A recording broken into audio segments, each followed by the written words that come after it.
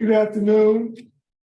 The Committee on Parole is back in session. Time is 1:13 p.m. Our remote location this time is Franklin Parish Detention Center. With the staff at Franklin, please introduce yourself. Sir, my name's Sammy Burns. Thank you, Officer Burns. We'll call on you a little later if you have remarks or observations about Mr. Bradford, okay? Right. Thank you, sir. Okay. Mr. Bradford, would you please introduce yourself and give your Department of Corrections ID? My name is Martin Bradford, DOC number 617512. Thank you, Mr. Bradford. My name is Alvin Roche. To my left is Mrs. Bonnie Jackson, and to my right is Mr. Pete Freeman. We will compose your parole panel this afternoon. Let me explain the process to you, Mr. Bradford. I will read some information into the record and verify that information. And then I will give officer a chance to make some comments. Then we will conduct a parole interview with you. At the very end, before we vote, we will allow you to make a brief statement why you should be released. You understand the process? Yes, sir.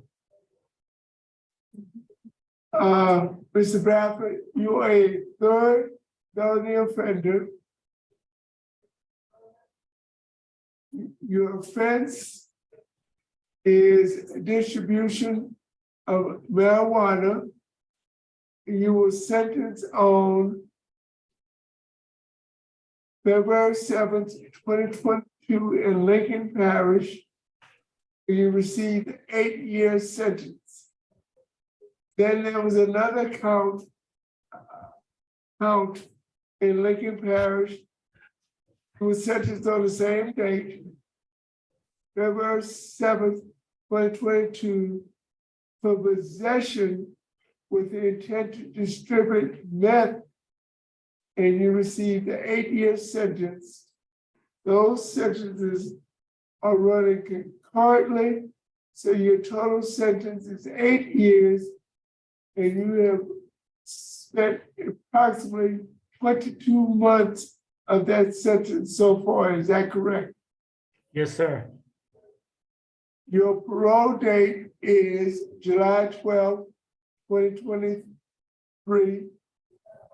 Your adjusted good time date is February 1st, 2024. And your full term date, July 13th, 2029. Is all this information correct? Yes, sir. Your case has been assigned to me, Mr. Bradford. Officer, Yes, sir. before I start, do you have any comments, concerns? No, sir. Mr. Mark was brought down, I think, from Lincoln Parish, but if I understand, for our reentry program. And to current, sir, we haven't had no issues with him or anything like that. So he's been there about 10 months. Something like that. Yes, sir. Yeah. Okay, great. Thank you so much, officer. Yes, sir. Mr. Bradford, I'm gonna get down really to the real problem you had. Your problem is drugs or alcohol. Which is it, drugs or alcohol? Drugs. And you got a disciplinary write-up on February 18th, 2022, only 14 months ago, for intoxication, and you lost 30 days good time. Is that correct? Yes, sir. What were you intoxicated on? I failed the drug test for methamphetamine. And that drug test was administered twice, is that correct? Yes, sir. And you tested positive for meth and other illegal substances, is that correct? Just only MILF. Only meth, okay, well, Mr. Bradford, that's enough. Yes, sir. You were incarcerated, where did you get the meth? It was in the dorm. Okay. Now, you know, if a offender has a disciplinary write-up as serious as a contraband and intoxication within a 12 or 18 months, we had the prerogative to deny that offender. Did you realize that? Yes, sir. And you're a third felony offender. You have an extensive criminal background. You have expressed opposition. You have a poor supervision history. You've been revoked at least once or twice. You have a moderate risk assessment, which tells this panel that you have a moderate chance of reoffending. And what's more concerning is that you have a high needs assessment where you need additional programming. And I'm not going to release you unless you have some more rehabilitative programs. You need to check with Franklin Parish Classification Officer and see if you can enroll in some additional classes before you released in February of next year. You've only completed the reentry program. Yes, You sir. need some substance abuse patient, you need some anger management, you need some victim awareness. And I'm not going to throw you to additional programs. Do you understand why? Yes, sir. Ms. Jackson? How long have you been in reentry?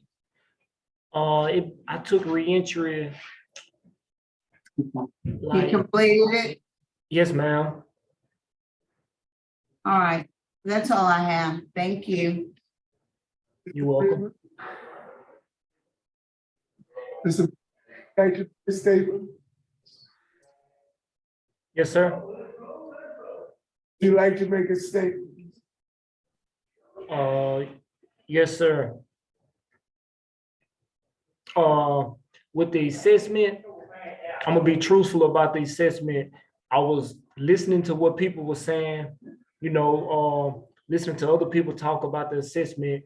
So the reason my assessment score is the way it is because I did it like that because I felt like if I was had a higher risk level in the assessment, that I would automatically be granted to be in another class dorm and get more classes. So a lot of stuff on the assessment I wasn't being truthful with. I just tried to make my risk level high as possible. So I felt like I would be able to get more classes. And who does that affect most? Well, Me. because I have to believe what I see, and there's a high assessment.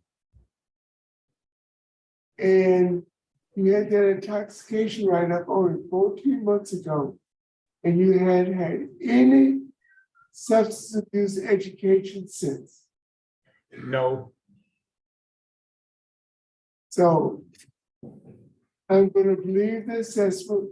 I think you need additional substance abuse help, and hopefully you'll get it before you're released, okay? Yes, sir. Is the panel ready to vote? Mr. Bradford, based upon this write-up in 2022, positive screen from that,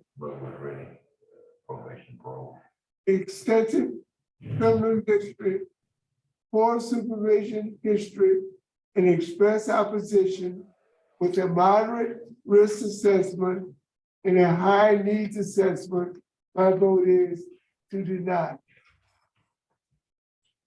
Ms. Jackson? Mr. Bradford, for the same reasons, my vote is the same.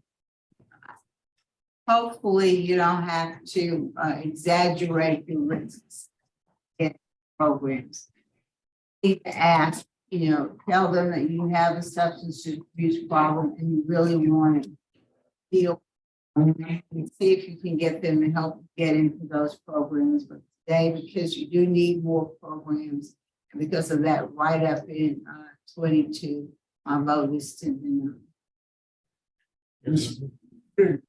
My vote is the same, for the same reason. Mr. Bradford, you have received 3 votes to deny your request. Your request is denied. You have a good day. We do the same.